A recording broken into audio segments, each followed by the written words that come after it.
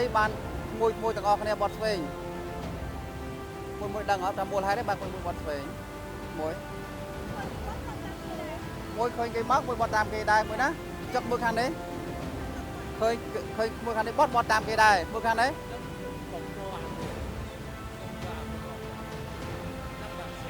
ដឹងប្រហែលណា